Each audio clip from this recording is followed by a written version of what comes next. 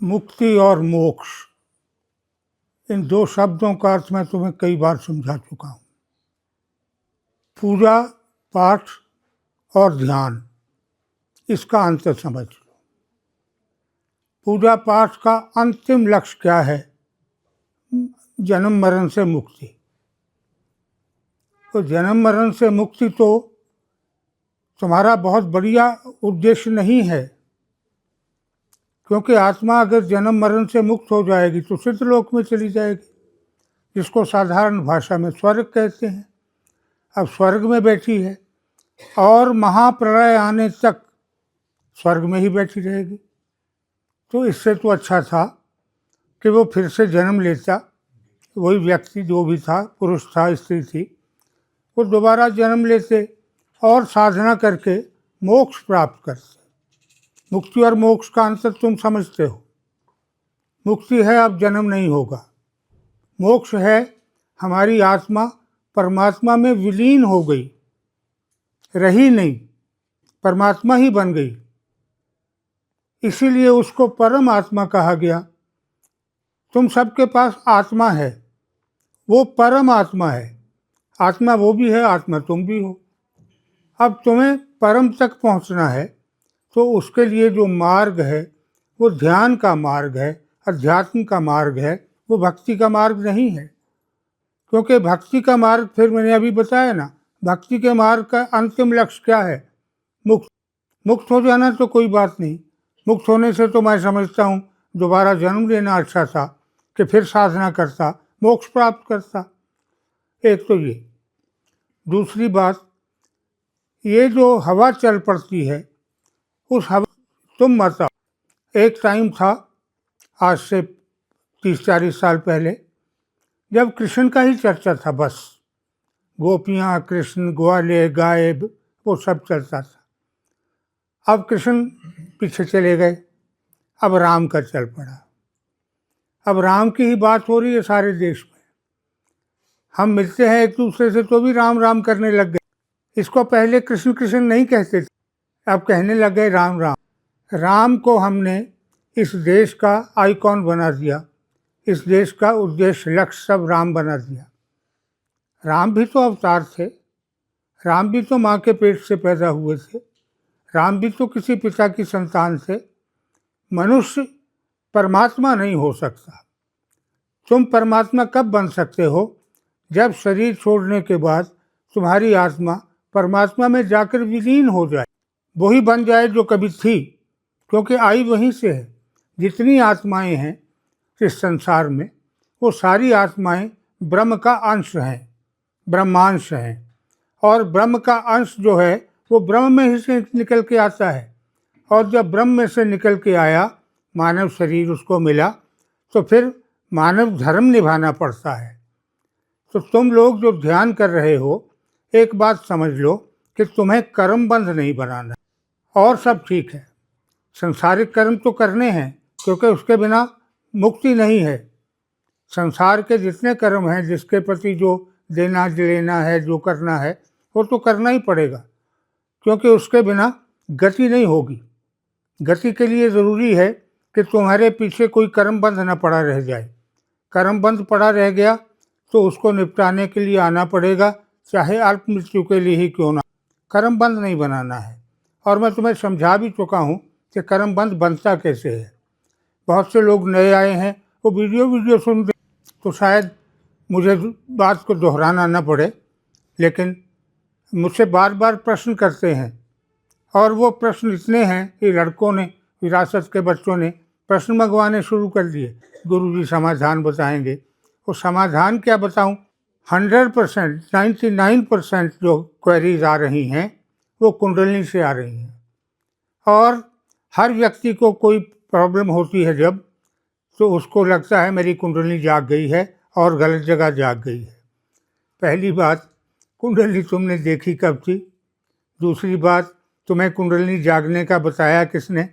तीसरी बात, तुम्हारा अब अपना अध्ययन अपने शरीर का क्या कहता है? होती उनकी स्पाइनल प्रॉब्लम है, वो किसी डॉक्टर के जाएं। मेरे पास आने से उसका समाधान नहीं हो जाएगा, क्योंकि कोई हज़ारों में एक होता है जिसकी एक्सीडेंटल कुंडली जागृत होती है, हजारों में एक। ऐसा नहीं है हर व्यक्ति की कुंडली जागृत हो गई।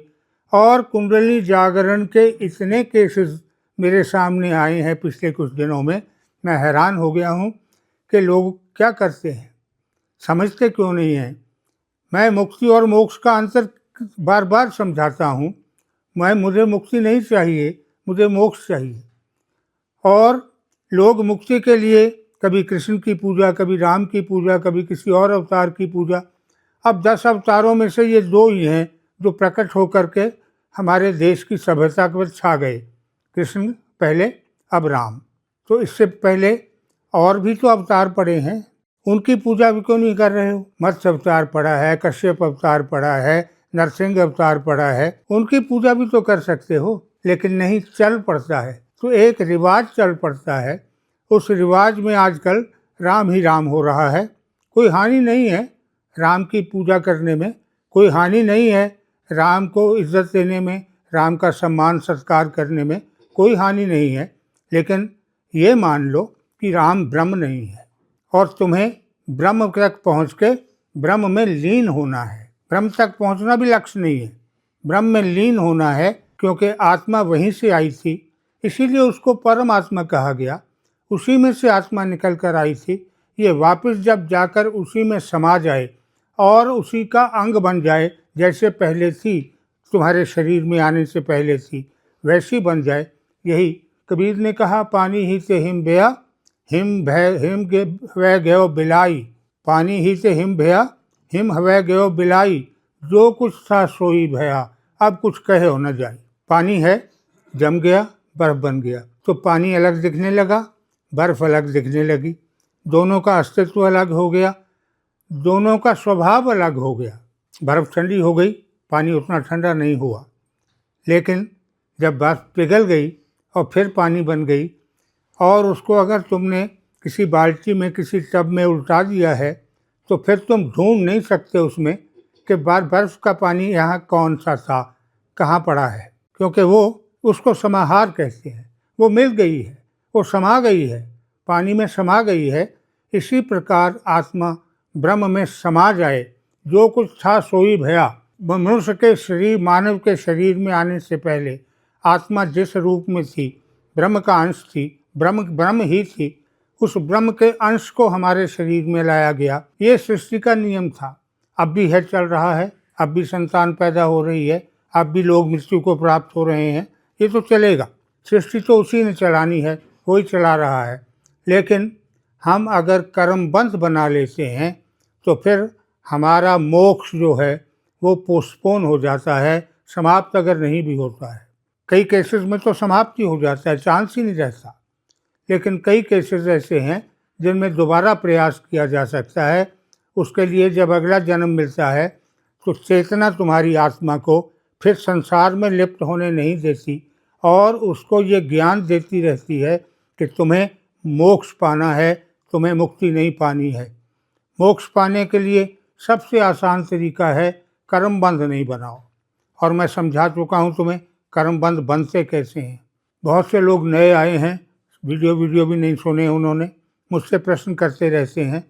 मैं उनको भी बता देना चाहता हूँ कि कर्मबंध बनता है जब तुम किसी को धोखा देते हो, किसी के साथ दुर्व्यवहार करते हो, किसी की निंदा चुगली करते हो, किसी का अहित की कामना करते हो, बुरा चाहते हो, इससे कर्मबंध बनता है। इन चीज़ों को अगर बच लो, इन चीज़ों से अगर बचाव कर लो अपना, तो फिर कर्मबंध नहीं बनेगा। और अगर कर्मबंध नहीं बनेगा तो आत्मा का मोक्ष प्राप्ति का रास्ता प्रशस्त हो जाएगा, उसमें कोई बाधा, कोई रुकावट नहीं रहेगी। तो जो लोग ध्यान करते हैं उनको विशेष रूप से सचेत रहना चाहिए कि हमें कर्मबंध नहीं बनाना है, क्योंकि कर्मबंध का मतलब है तुम्हारी ध्यान की प्राप्ति जो है वो अगर समाप्त नहीं हुई है तो पोस्टपोन हो गई है, तो तुम्हारे अगले जन्म पर चली गई है। तो एक बार अगर तुम मोक्ष के अधिकारी बन गए थे, फिर दोबारा माँ के पेट में आना पड़े, इससे बड़ा दुर्भाग्य कोई नहीं हो सकता। इसलिए कर्मबंध मत बनाओ, कर्मबंध से बच के रहो। कर्मबंध बनने के साधन तुम्हें मैं बता चुका हूँ, उनको रोको जितना भी कर सकते हो। और हर समय एक बात को याद रखो कि मैं परमात्मा का अंश हूँ। अपने आप को साधारण पुरुष, साधारण स्त्री मत समझो। तुम साधारण नहीं हो, तुम सब असाधारण हो। परमात्मा का अंश है तुम्हारे अंदर, जिसको तुम आत्मा कहते हो। परमात्मा का अंश अपने अंदर लेकर आदमी साधारण नहीं हो सकता, आदमी विशिष्ट होता है, विशेष होता है। इसीलिए मनुष्य को ईश्वर की सर्वोत्कृष्टि कहा गया है, सर्वोत्तम कृति। मनुष्य को ईश्वर ने सर्वोत्तम बनाया है, सबसे उत्तम मनुष्य है।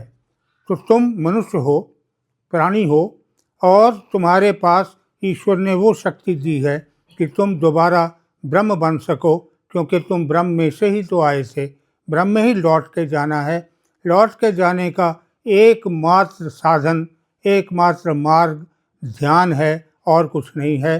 पूजा पाठ तुम करो न करो, अगर तुम्हारा संस्कार मजबूर कर रहा है तो संस्कार से मत लड़ो, वो भी करते रहो। लेकिन ये समझ लो कि ये पूजा पाठ मैं संस्कार की वजह से कर रहा हूँ, मेरी निष्ठा इसमें नहीं है, मेरा विश्वास इसमें नहीं है, और मैं मानता हूँ कि ये पूजा पाठ मुझे मोक्ष नहीं दिला सकता, मुक्ति भी नहीं दिला सकता। इस देश में करोड़ों लोग हैं जिन्होंने सारी उम्र राम का नाम लिया, सारी उम्र कृष्ण का नाम लिया, सारी उम्र अच्छी साधना करी जैसी थी उनकी भक्ति मार्ग की, लेकिन पहुँचे कहीं नहीं। क्यों नहीं पहुँचे? क्योंकि वो मार्ग ही नहीं था।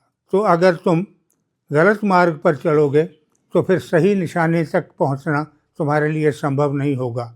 सही निशाने पर पहुंचना है तो मैं पहले भी समझा चुका हूं, अगर मछली को बेचना है तो फिर मछली का शरीर तुम्हारे दिमाग से ओझल हो जाना चाहिए। केवल मछली की आँख रह जानी चाहिए जिसमें तुम्हें तीर मारना है। अगर तुम मछली का शरीर देख रहे हो, माथा देख रहे हो, उसका पेट देख रहे हो, उसकी दुम देख रहे हो, तो तुम्हारा निशाना चूकेगा ही चूकेगा। उस निशाने को अगर सीधा आँख तक ले जाना है तो फिर बाकी सब विलोप हो जाना चाहिए। केवल आँख दिखनी चाहिए, और उस आँख को ही केंद्रित करके तुम्हें तीर छोड़ना है। ये तीर छोड़ना तुम्हारा ध्यान है। तुम जब ध्यान में बैठते हो तो तुम उस तीर का संधान करते हो। अब उस संधान से तुम कहाँ पहुँच रहे हो, कहाँ पहुँचना चाहते हो, कहाँ तो का संकल्प है तुम्हारा, इस पर बहुत कुछ निर्भर करता है। इसलिए तुम लोग जो अध्यात्म के मार्ग पर आए हो, उनके लिए विशेष रूप से पुनः आग्रह करूँगा कि एक तो कर्मबंध मत बनाओ, दूसरे कर्म कांड में मत उलझो। कर्म कांड अगर तुमसे छूटता नहीं है तो फिर उसकी निरर्थकता समझकर कर्म कांड करो। ये मान लो कि मैं इसको आदत से कर रहा हूँ, मैं इसको संस्कार से कर रहा हूँ, मुझे ये लेके कहीं नहीं जाएगी, मुझे पहुँचाना इसने कहीं नहीं है, ये समझ के करो तो कोई हानि नहीं है। क्योंकि मैं संस्कार से लड़ाई जो है वो बड़ी कठिन लड़ाई है, और मैं चाहता भी नहीं हूँ कि तुम उस लड़ाई में पड़ो, क्योंकि तुम्हें बड़ा युद्ध जीतना है, और बड़ा युद्ध है तुम्हें अपने इस जन्म को अंतिम जन्म बनाना है, और तुम्हारी आत्मा को मोक्ष प्राप्त करना है, ब्रह्म में लीन होकर ब्रह्म बनना है। ये जब बात तुम्हारी समझ में आ जाए तो फिर बाकी सब कुछ छोड़ दो। और अगर तुम ये समझते हो कि तुम्हें सामर्थ्य नहीं है या तुम में शक्ति नहीं है, तो तुम भ्रम में हो, क्योंकि तुम्हारे अंदर भी वही आत्मा है जो मेरे अंदर है, जो इन सब के अंदर है, जिन्होंने मोक्ष प्राप्त करने का रास्ता तय कर लिया है, जिनको हम बुद्ध कहते हैं। अगर तुम में से जो बुद्ध हैं, अगर उनके लिए ये मार्ग प्रशस्त है तो तुम्हारे लिए भी प्रशस्त है। चलो इस मार्ग पर आगे बढ़ो, प्राप्त करो, ब्रह्म को प्राप्त करो, ब्रह्म में लीन होने का काम करो, और ब्रह्म में लीन होकर ब्रह्म बन जाओ। यही मेरा आशीर्वाद है।